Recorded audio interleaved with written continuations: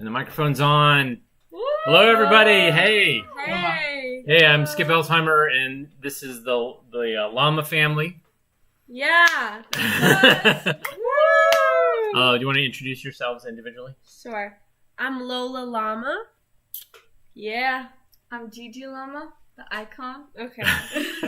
And I brought them into this world. I'm Carlos Llama. Nice. I helped. And some of you who watch us from Houston, Texas, might know them because Carlos and the ladies here were running Aurora Picture Show back in the day, Along with Andrea Grover, AG, who is not with us.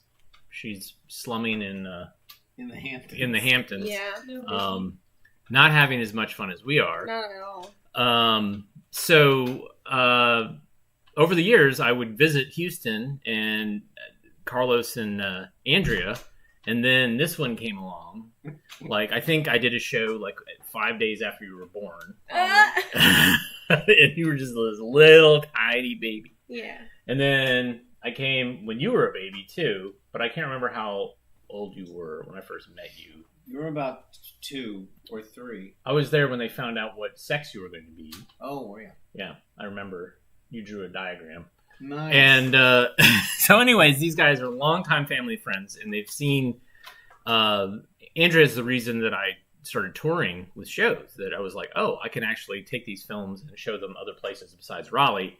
And so that's what led to all this stuff, the AV Geek stuff. So I'm indebted to Andrea and the Llamas, and I'm happy that they're here.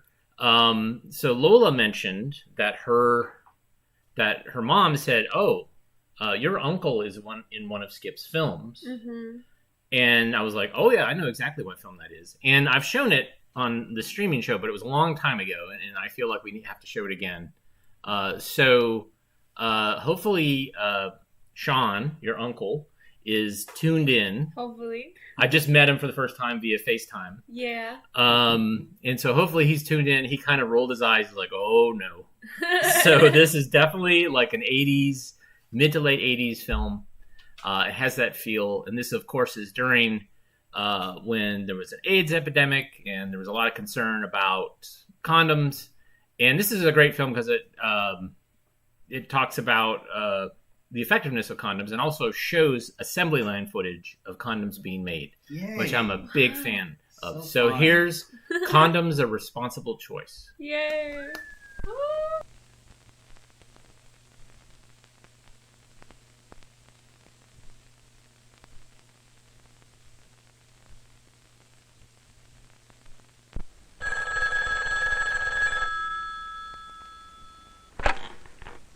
Hi. No, I can't talk right now. Any minute. Oh yeah, he's great. Much nicer than Jimmy. No, not yet, but tonight's a definite possibility. Well, because I feel I'm ready. And we both like one another a lot. And we're both starting to feel pretty serious. Here he is. Call you tomorrow. Hi. Hi. Come on in. You look really nice. Oh, I'm not expecting anyone. Excuse me. Jimmy! Hiya, Sue. How you been? Long time, huh? Guess what? I got Who's this he? It's Jimmy. We used to go out, but I didn't invite him. I haven't seen him for over a year. Now what? Hi, Donnie. Vern? I thought you moved to Kansas or Nebraska or someplace. Fun, how are ya? Listen, I meant to Hi. call you Yeah, after that girl I told you I was engaged to. Oh, Out of the blue, she calls me. She tells me she changes her mind. Hey, I heard there's a party going on here. Not too much. I got some beer in my car. Perhaps you're wondering why I've gathered you all here this evening. You could say that. You're here to make a very important point. Like what? Two's company and 46 is a crowd? That's one way to put it. Here's another. If you and Sue decide to become physically intimate with each other, that decision may expose you to sexually transmitted diseases carried by a lot of people you don't even know. What? You take the risk of exposing yourself to contact with all of Don's previous partners, and their previous partners as well. Likewise, Don risks exposing himself to contact with your previous partners, and with their previous partners, too. In other words, when you accept a new sexual partner, you run the risk of exposing yourself to all the sexually transmitted diseases your partner has been exposed to.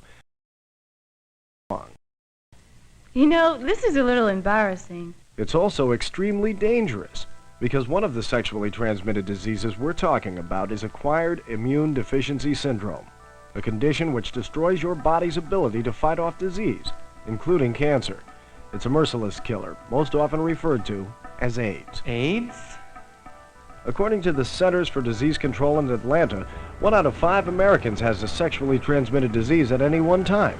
These diseases include syphilis, gonorrhea, herpes, chlamydia, AIDS, or any of 30 different conditions. Millions of Americans have been exposed to AIDS and now carry the virus in their bodies. Most of these people don't even know they're infected. What are you saying?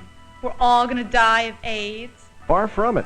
AIDS can be avoided, just like other sexually transmitted diseases. You can protect yourself. Go on. You can decide not to be sexually active, Easier said than done. which will give you complete protection against becoming infected through any sexual contact. When you do accept a new sexual partner, you can ask whether he or she has been tested for AIDS, and if so, how recently. A knowledge of your partner's history and test results can improve your margin of safety. And that's it? Don't have sex? And if you do, ask for a resume and medical records first? No, there's more. If you are sexually active, condoms provide a powerful line of defense against sexually transmitted diseases, including AIDS. Excuse me, but this is boy talk, isn't it? I mean, they don't take the pill for us, so why should we have to worry about condoms for them? This is why. Men are more likely to give AIDS to women than women are to give it to men. Why take responsibility for using condoms? Just one reason: to protect your health and your life. What if you never bought condoms before? You never bought a condom before? Well, I tried to once, but...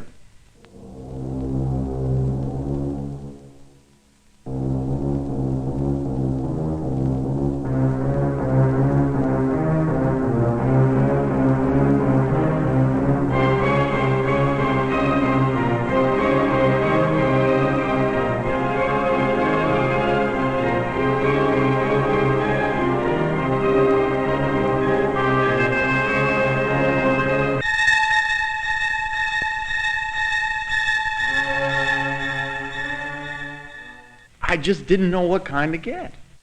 There are many types to choose from. Some are made of latex rubber and some of animal intestines. Some have ridges and other features to increase sexual stimulation. Also, they vary in price. When you begin to use condoms, you might start with a basic lubricated type with or without a reservoir tip. After that, you may want to try other types to see which kind pleases you and your partner most. Oh, and remember, one size fits all. But even if you know what you're looking for, it's still embarrassing to go in and buy them.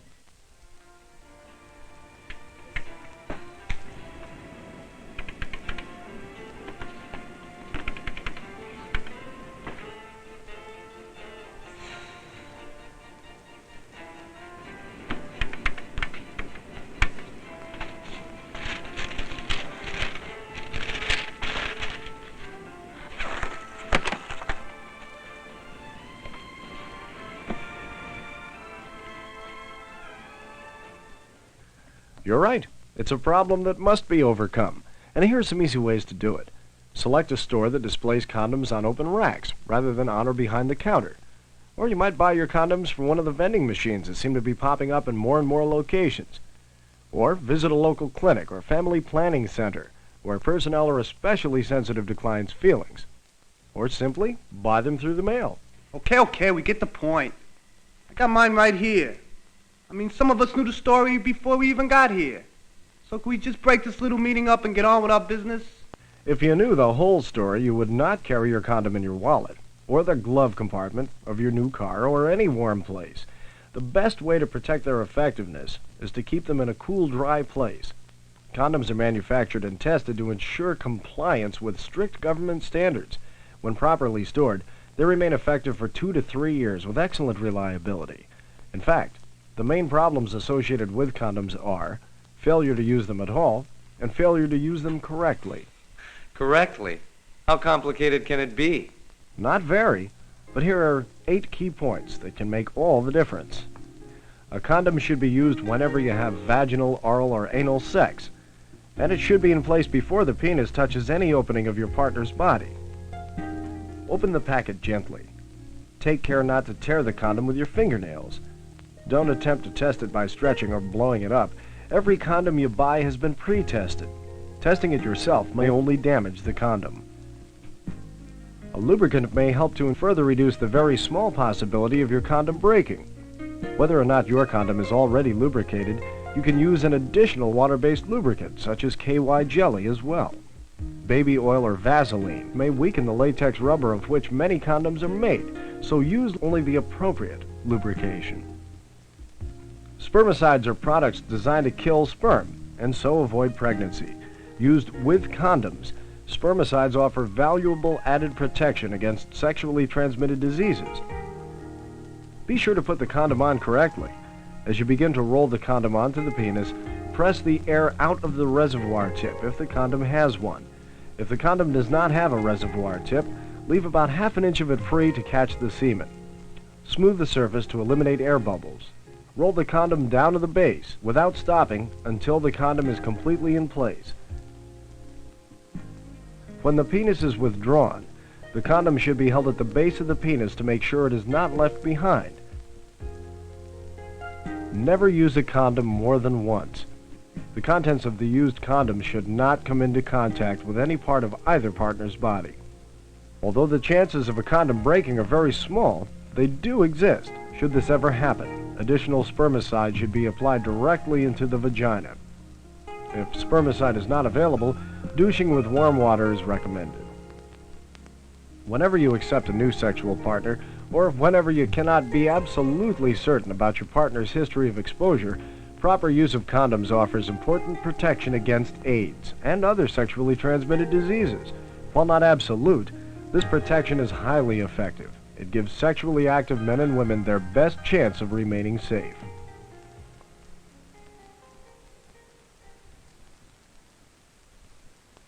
Well, looks like the party's over. So what do you want to do tonight? Why don't we think it over?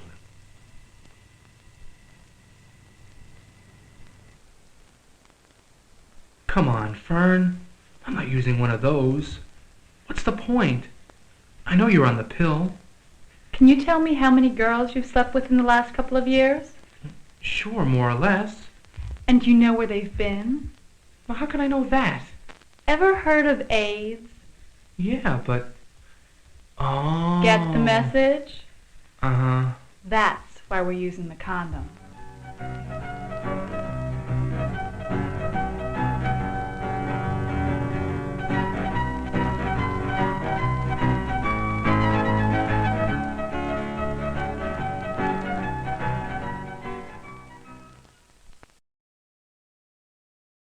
Mike's on. All right. So tell us, who was your uncle?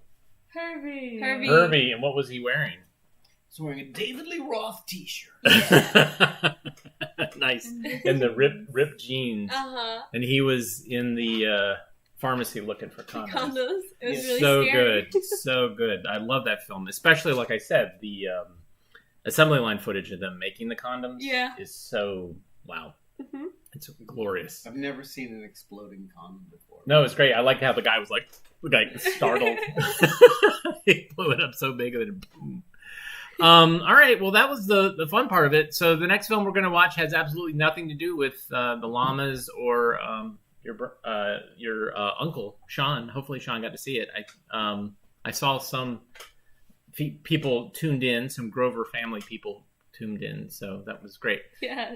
This next film is about the library, and I love libraries, and this explains why libraries are so great. And this is probably from the 50s, so let's see if libraries have changed.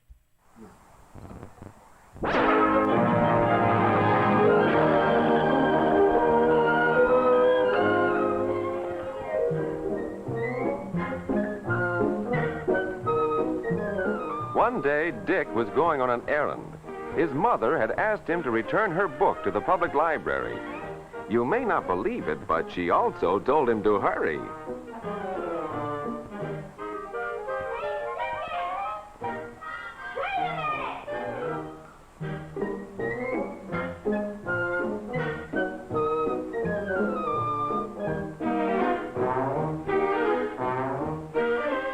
on, Dick. We're going to play ball.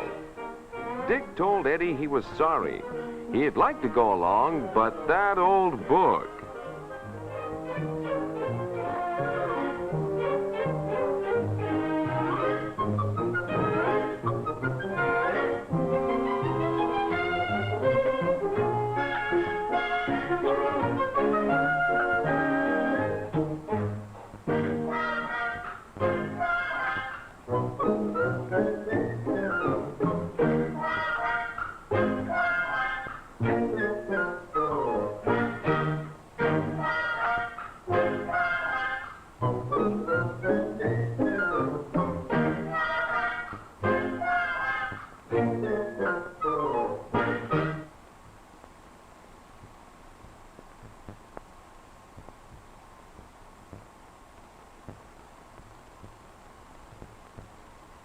What a strange place, Dick thought.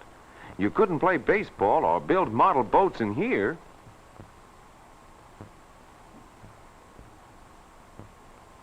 Huh, there's some of the kids from school. What are they so interested in? Hey, what's this?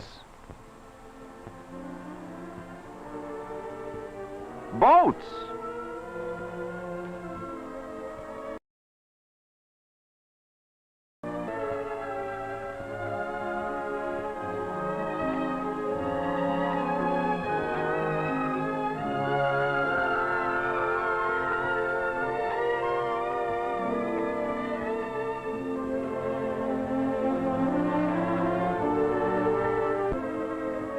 Gee.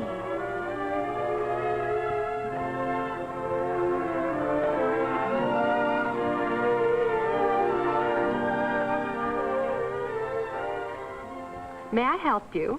Oh, you're Mrs. Whiting's son, Dick. Uh-huh. Do you like that book? Well, I like to make model sailboats, and this book has a picture of one I'd like to make. Can I read it? Can I take it home? Well, not that one. That's for the display. But there's one just like it over there. Just a moment, Dick. You really like this book, don't you? Yes, I do. Well, if you were reading through the pages and found this, you wouldn't like it very much, would you? Gee, did I do that? Now that you know how much fun a book can be, would you want to find it like this? No, ma'am.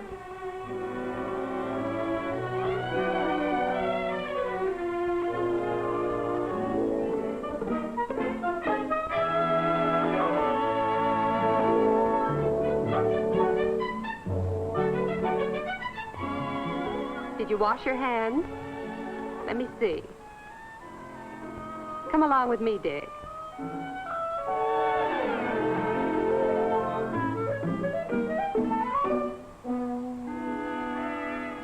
Then the librarian led Dick into the children's section of the library. Here's where you'll find your book, Dick. This is a special collection of hobby books. We made it up just for boys and girls your age. These are only a few of the books on hobbies. There are more on the shelves. Anything you want to read about. Here's the one you want right here. There you are. By the way, what other hobbies do you have? Well, I like to collect pictures of airplanes. Then while we're here, look on this shelf a moment. Here you can find books about all kinds of airplanes.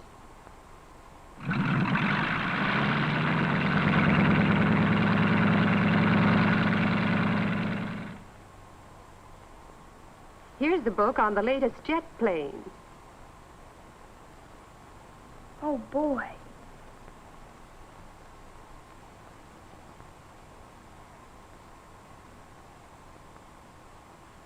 Oh, Dick. You like to play games, don't you, Dick? Sure.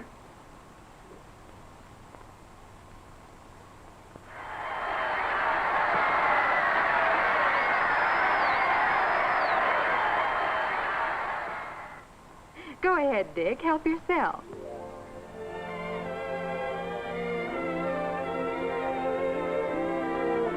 Dick found out that the library wasn't such a bad place after all. He found some interesting things among all those books. He just needed a little help. And the one who can help every time is the librarian. She knows where all the different books are, and she knows what's in the books. Other children in the library had found this out too. For instance, Jimmy told her about some rabbits his uncle gave him. So she showed him a book on how to make a home for the rabbits.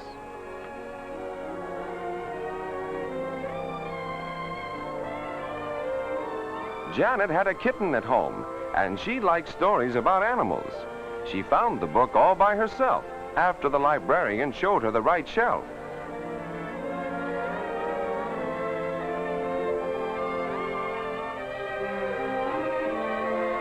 The teacher had asked Nancy and Mary to find out about some famous living man and report to the class. They knew that the librarian would help them.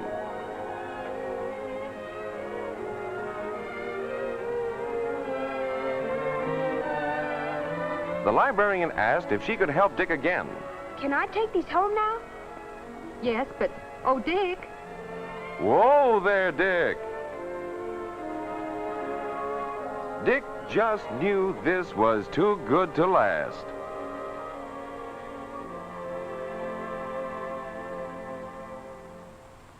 But the librarian wasn't going to scold him or anything. She explained that there were thousands of books in the library, and boys and girls were taking them out all the time. The librarian had to keep track of all the books coming and going. Now, to do this, they have a card for each book. On the card, she could keep a record of who had the book when it was out.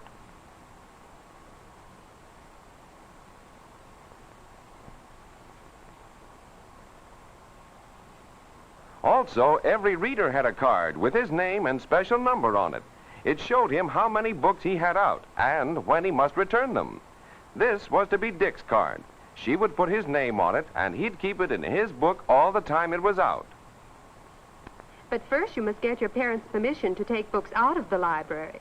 Have them sign that for you, bring it back, and I'll have your card ready. Will my books Oh, be... don't worry. We'll hold your books for you till you get back.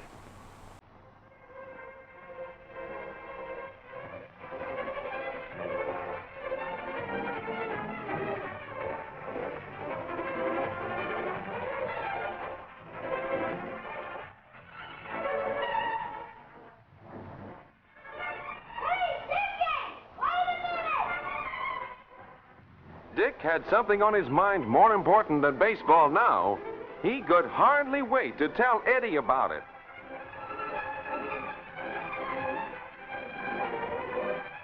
But it took a lot more than words and a piece of paper to show Eddie.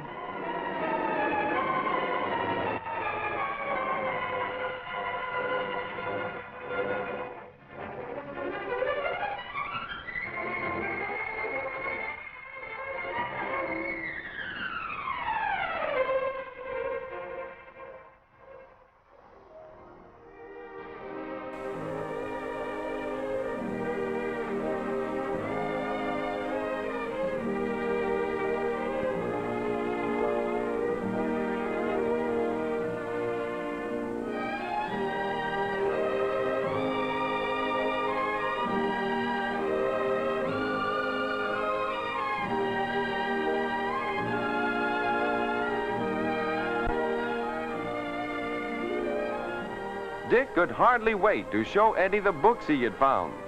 But most important of all, Dick had found that the library was an exciting place, a friendly place, and Eddie was finally convinced too. The library had books that he liked. It has books that everybody likes. Why, the library is like a playground, with the gates always open for you to come in and enjoy yourself. Why don't you get acquainted with the library? After all, it's your library.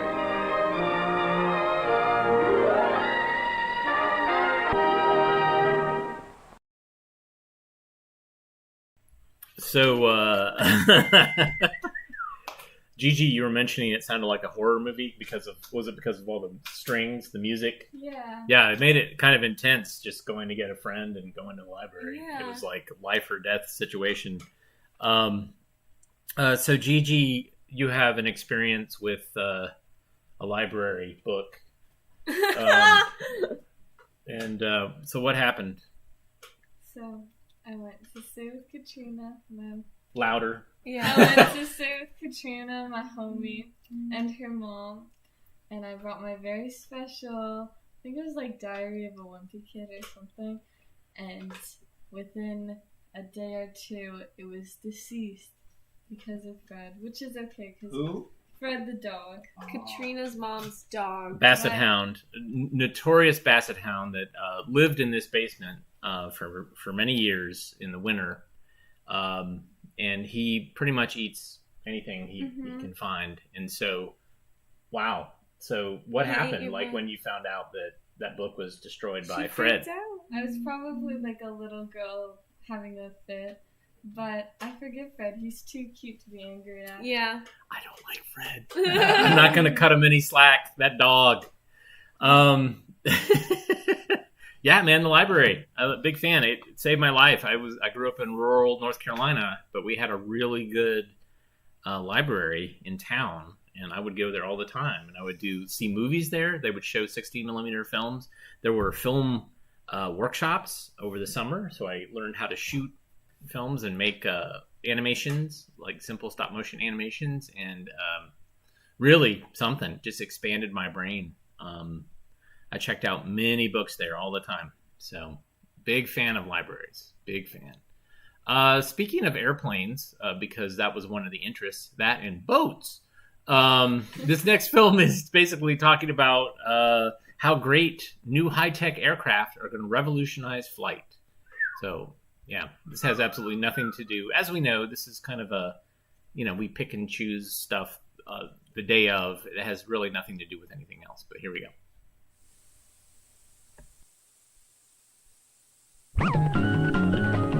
Events of the past and present shape tomorrow.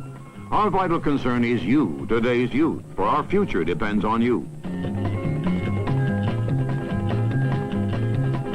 Before attempting to figure out where we're all going, it is imperative for us to have a strong awareness of where we have been. To untangle today's problems, we need to understand yesterday. This film series hopefully will in part make you aware of people, places, and events which have helped shape our nation and our world. Manufacturers Hanover is pleased to sponsor this educational film. Manufacturers Hanover, it's banking the way you want it to be.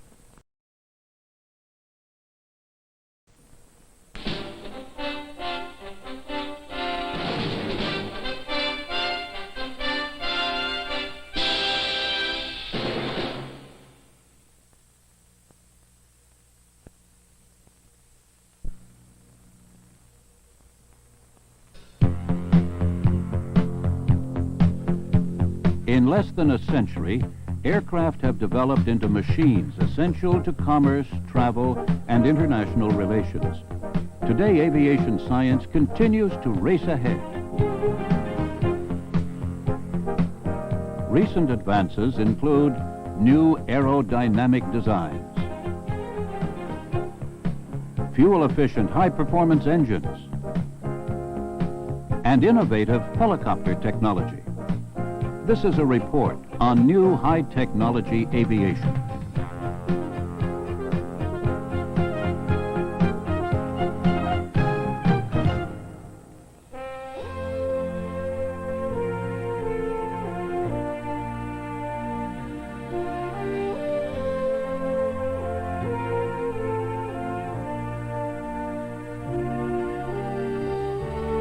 The essence of aviation progress is often radical new designs in aircraft. This is a prototype of one such aircraft design named Starship One. Such a configuration with small forward wings and large ones far back is called a canard. Instead of a central vertical fin, tip sails at the ends of the wings serve as rudders to control sideways movements.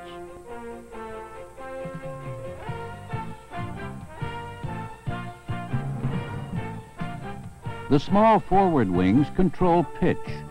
The tilt of the nose provides additional lift and stabilizes flight. The forward wings are adjustable, straight out in slow flight, swept back at high speeds to minimize drag. New lighter, stronger materials, titanium and plastic reinforced with graphite fibers, improve performance. The turbine-driven propeller engines conserve fuel while allowing a cruising speed of over 400 miles per hour.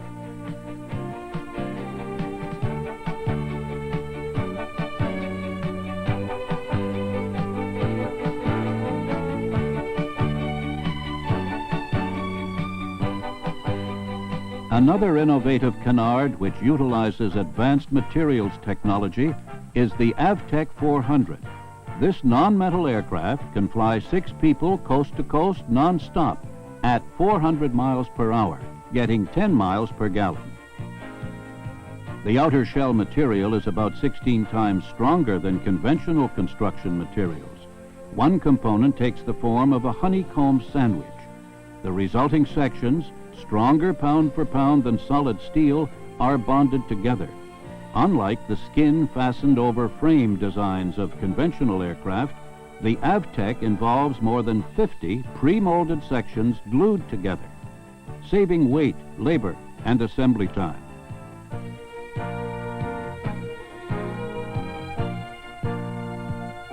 The new all-composite aircraft has no metal structural components at all.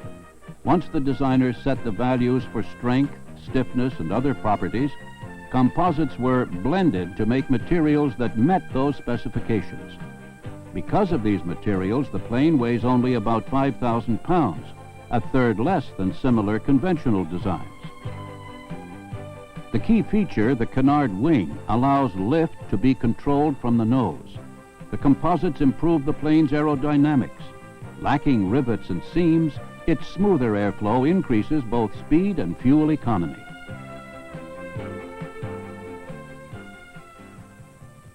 This canard, the X-29, was built to demonstrate various kinds of advanced technology. Its swept forward wing, for example, is designed to reduce air drag and increase maneuverability at speeds close to the speed of sound.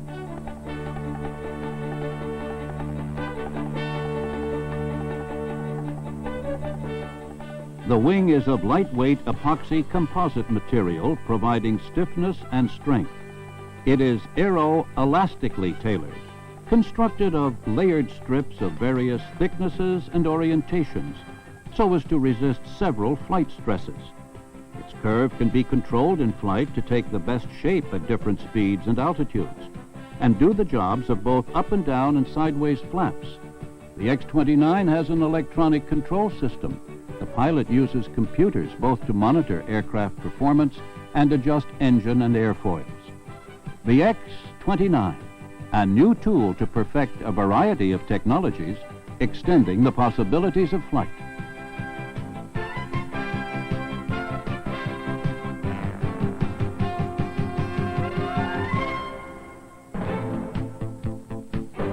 A second focus of aviation research is lowering fuel costs. One answer is a new generation of fuel-efficient jet engines. The basic fan jet design is unchanged.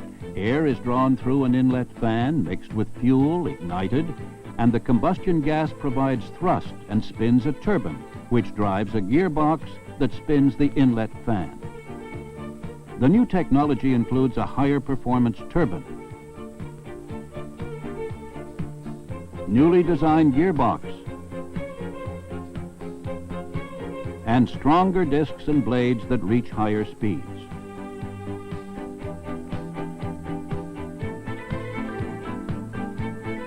An electronic engine control precisely manages fuel delivery, turbine speed, and other variables. Throughout development, more improvements were added. Changes in blade twist and attachment angle, as well as geometry and clearance. The hot section or combustor was given special attention. studies of combustion gas flow were done using tinted fluid. The final design sets up an even temperature gradient with no hot spots. Engine reliability tests were carried out next, including heating, cooling, and even lightning strike conditions. Flight tests followed, the engine placed in a special carrier and flown on the wing of an ordinary aircraft. In the end, engines must satisfy both aircraft builders and government regulators. The final certification tests include ingestion of rain, ice, and debris.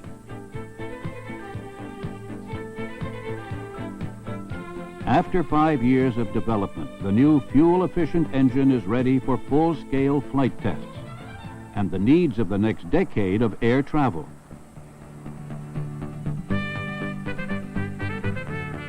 Since its invention, the helicopter has undergone major changes and improvements.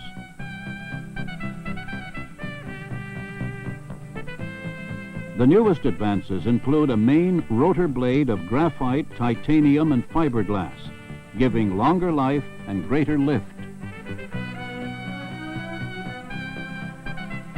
While this rotor head design replaces ball bearings with rubber and steel laminates, such elastomeric bearings work without either oil or sliding parts. New kinds of testing facilities include wind tunnels for combining rotor with airframe, whirl stands for evaluating front and tail rotors, and hub and shaft test stands to measure stress limits. Today's helicopters include a large number of switches, dials, and other controls, making piloting very demanding. In tomorrow's cockpit, many controls will be replaced by computer-operated electro-optical displays, TV screens that present flight data in compact visual form. Now in flight test, this advancing blade helicopter allows speeds of up to 300 knots and can hover as well. Its two counter-rotating rigid main rotors, one above the other on a common shaft, permit the advancing sides of both rotor discs to generate lift.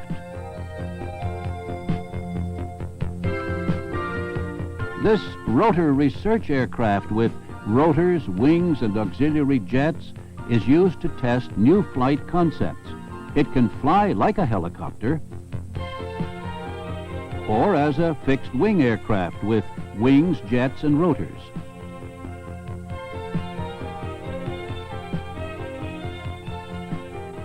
It also has the only helicopter crew escape system in the world. The blades are released in sequence, then rockets lift the crew out.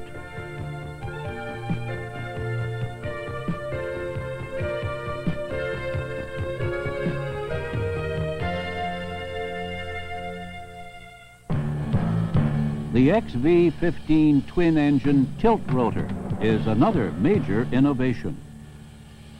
Advanced weight-reducing technologies which make it possible include powerful new engines, composite materials, and computerized controls.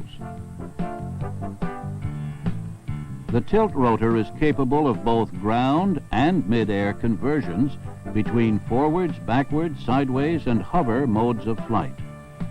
A single switch controls the swiveling of the propellers. Its 25-foot diameter prop rotors allow 350-knot cruising speeds and cruise altitudes of 25,000 feet.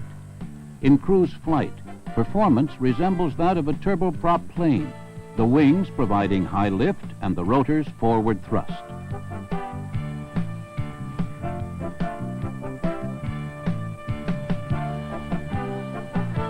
Potential uses include search and rescue, offshore oil platform support, transportation between city centers, and business-related tasks.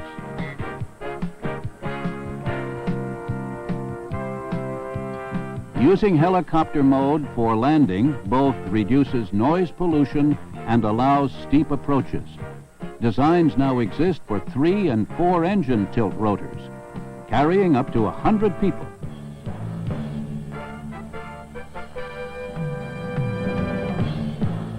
Today's new aircraft incorporate advances in many disciplines: aerodynamics, structures and materials, propulsion and controls.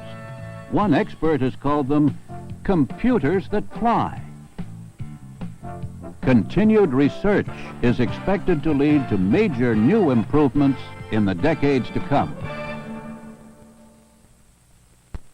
Manufacturers Hanover has been pleased to sponsor this educational film. Manufacturers Hanover, it's banking the way you want it to be.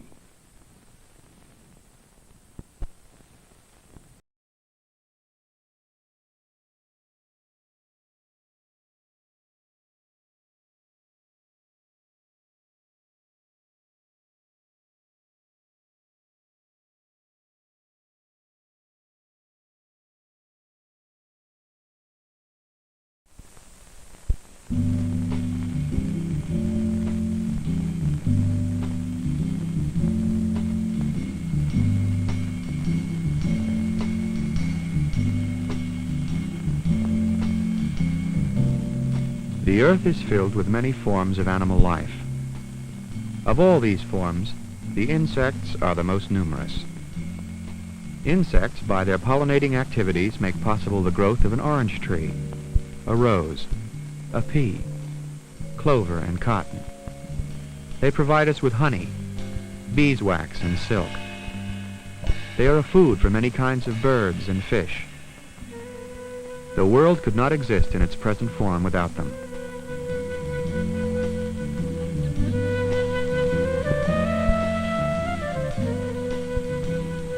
While insects are necessary and valuable in maintaining the natural world as we know it, certain insects are harmful to man.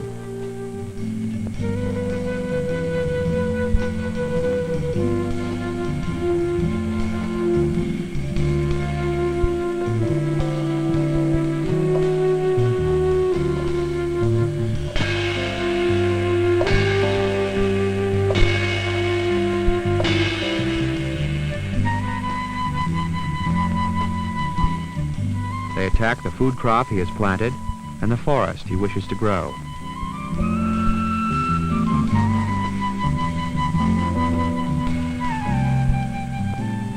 They carry and spread disease, endangering man's health and the health of his domestic animals.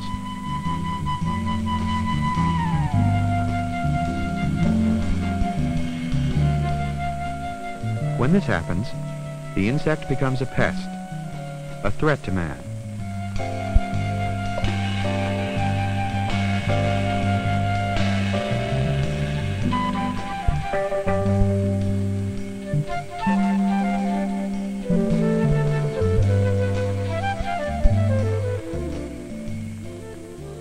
For many thousands of years, man's only defense against the pest insect was hand-picking it from the plant or making attempts to drive it away.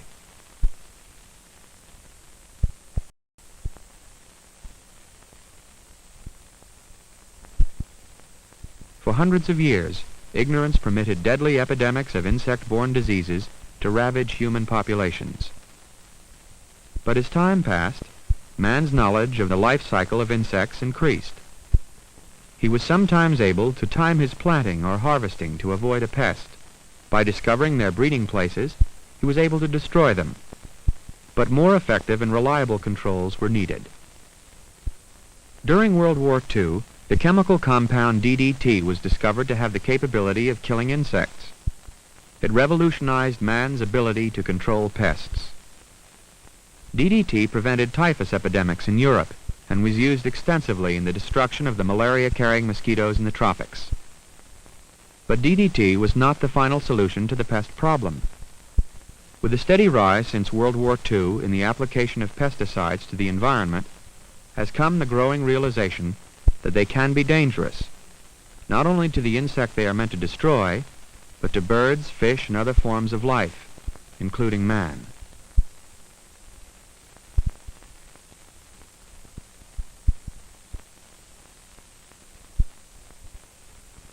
Extensive study of the effects of DDT has alerted us to the dangers of the widespread application of poisonous substances to the environment. But the need to control injurious insects remains. The question arises, how can we prevent pest insects from doing harm to us, and at the same time, how do we not harm ourselves and those animal species we need? One answer is biological control, or the development and use of non-chemical means to control harmful insects. Work being done with the gypsy moth illustrates the different approaches to non-chemical insect control now being investigated. The gypsy moth is a forest defoliating insect. It was first brought to this country in 1869 by a naturalist who wished to develop a silkworm, hardy enough to survive the New England winters. The moth escaped from his laboratory, and because it had no natural enemies in its new environment, soon multiplied and spread, causing extensive damage to the forests of the northeastern United States. A variety of steps taken to destroy or halt the spread of the moth over the past century have failed.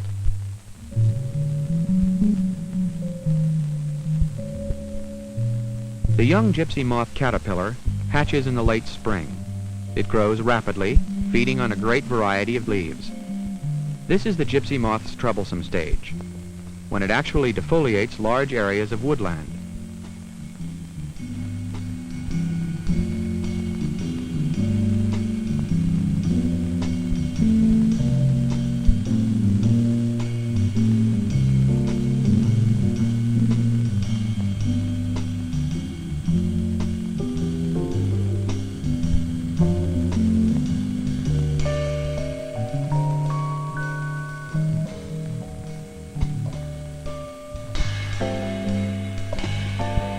In an attempt to halt the destructive insect, scientists are now investigating non-chemical means of bringing it into balance with its environment.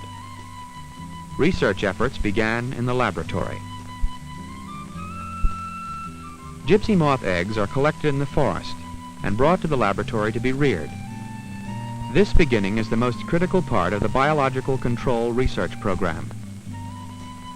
A continuous supply of healthy insects for use in the experiments being conducted is assured.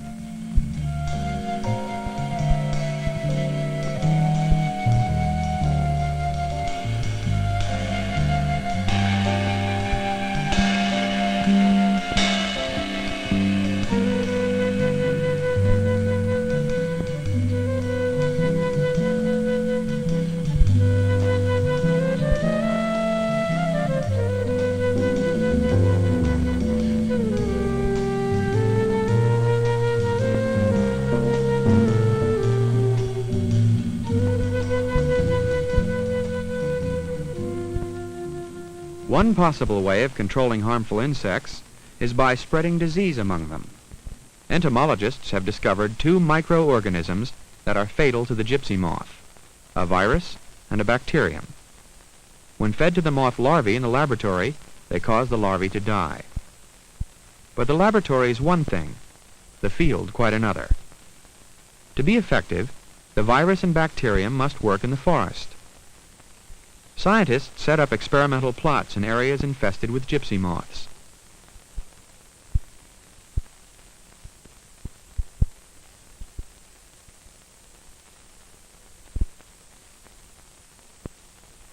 As an example of the problems faced in the forest, the researchers knew that even the best spraying methods could not cover every leaf of every tree. Because the moth larvae could not be controlled unless they ate the virus or bacterium, entomologists designed a feeding preference experiment to discover if the insect could sense the presence of the sprayed material on the leaf. The results of the experiment would be used as a guide in preparing the spray to be used in the forest.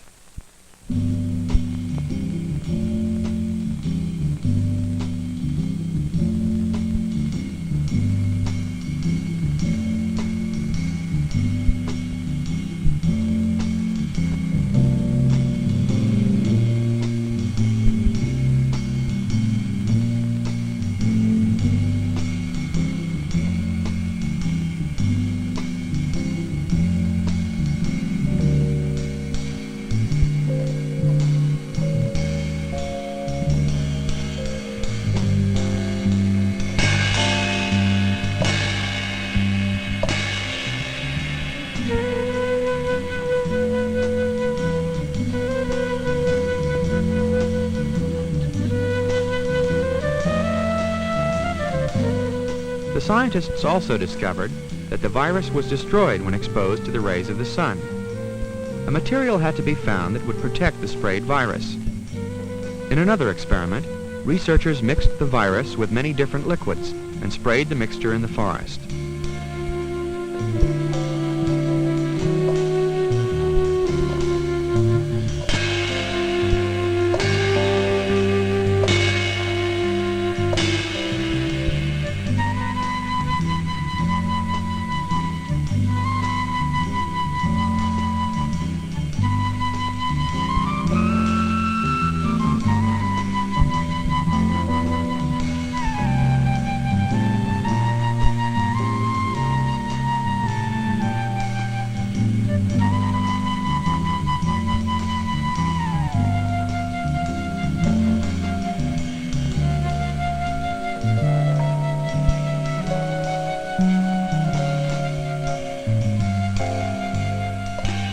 After spraying, leaves were collected and taken into the laboratory. There they were fed to the laboratory-reared insects to see if the mixture was effective in protecting the virus from the sun's rays. The most effective mixture would be used in larger sprayings. While research continues in this type of biological control of harmful insects, other approaches are being investigated. Entomologists now know that many kinds of insects are the natural enemies of other kinds. Insects do more to keep themselves under control than man could ever do. The use of natural insect enemies to control harmful insects is another aspect of biological control. A predator insect is one that devours its prey.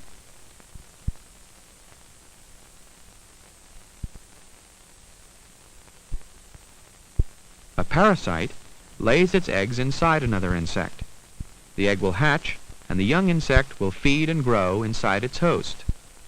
When it has grown, it will emerge, killing the host insect.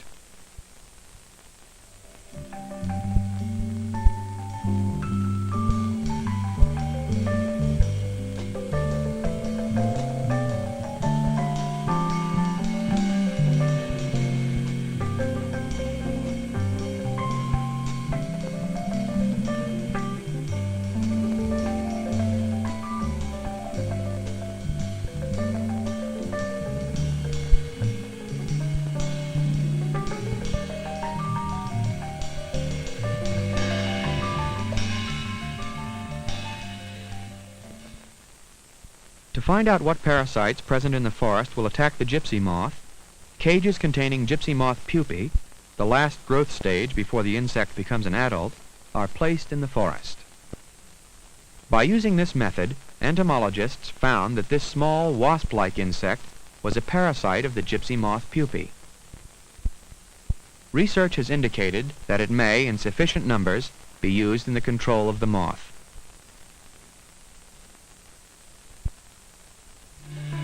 Researchers continue to search the forest for more parasites and predators of the gypsy moth. They continue laboratory experiments to better understand the relationship between a parasite and the insect it will lay its eggs in.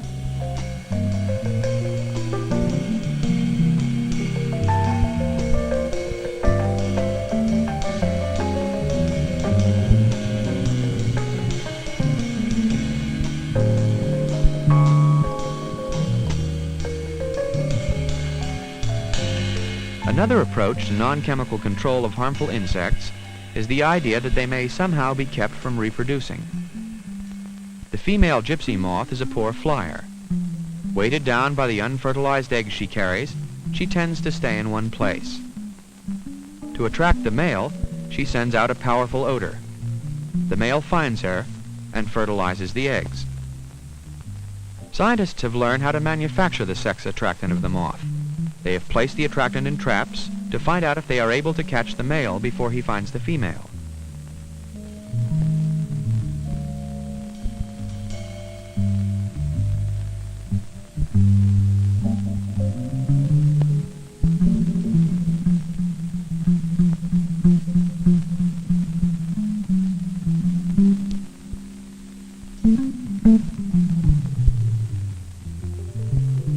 Forest entomologists also think that large amounts of the attractant sprayed by plane over a forest may confuse the male moth to such a point that he will be unable to find the female.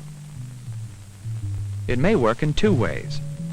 By spraying a large amount of the attractant over an area, thus creating many attractive points, the male may be unable to pinpoint where the female is.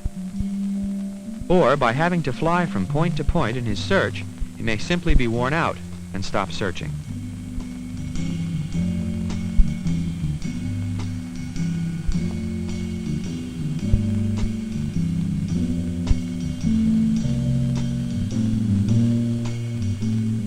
Prior to spraying, researchers place male and female moths who are ready to mate in the forest. After spraying, they locate the female and bring her and the eggs she has laid back to the laboratory. They will then determine if the eggs have been fertilized and can judge the effectiveness of the sex attractant as a means of control.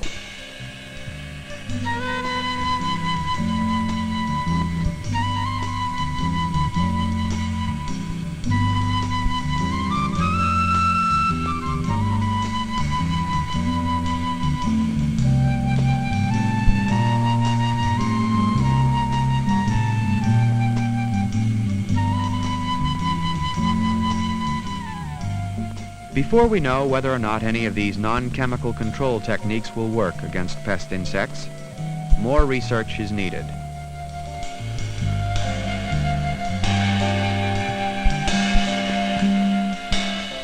But man, in turning to biological controls, takes his lesson from the natural world.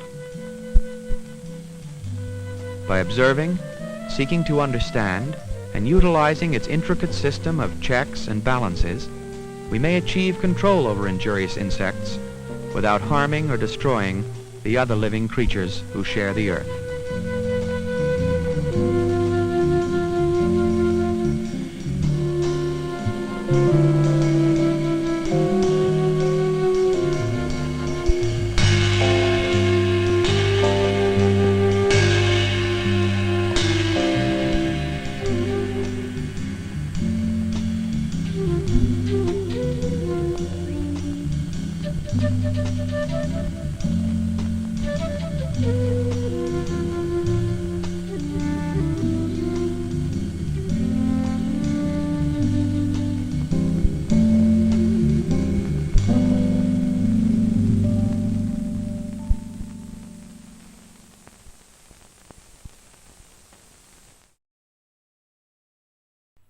Okay, so Carlos, who did you say the music soundtrack was? Well, that came off of the Miles Davis album, Kind of Blue, but I've never heard that version before. I don't remember which song it was, but it's definitely one of them. Well, hopefully we won't get a copyright slam. The hammer, you know, it seems like we're still streaming, but at some point the YouTube robots might go, wait a minute, I know that song. Out. Well, thanks, Llama team, for joining me and for starting the next film, because I was actually outside of the archive trying to do some water flooding mitigation for the basement, which gets flooded every time it rains. So I appreciate you guys being here for that, and I appreciate you being here and being our guests. You're always welcome. If you guys were staying longer, I had threatened to do a whole thing about glamour, and I would have had Lola do this cool thing that she does with eyeliner. The wings? The wings on my eyes. So next time. Please. Next time, for sure. All right. Well, you guys have a pleasant journey making your way back to Houston. And you guys, thanks for tuning in. As always, you can support us. I wanted to say thank you to Rick for some coffee. You can buy his coffee right there. Thank you. Thank you, Rick. Yeah. And you can go to avgeeks.com and watch other things. You can hit like and subscribe and notifications and commenting, and all those things are ways to tell the world that you like AV Geeks. If you do actually like we love AV. All right. Sweet. Everybody have a great rest of your Thursday, and we'll be back again tomorrow, Friday. In the meantime, stop the projector and discuss, and we will see you tomorrow. Take care. Bye-bye.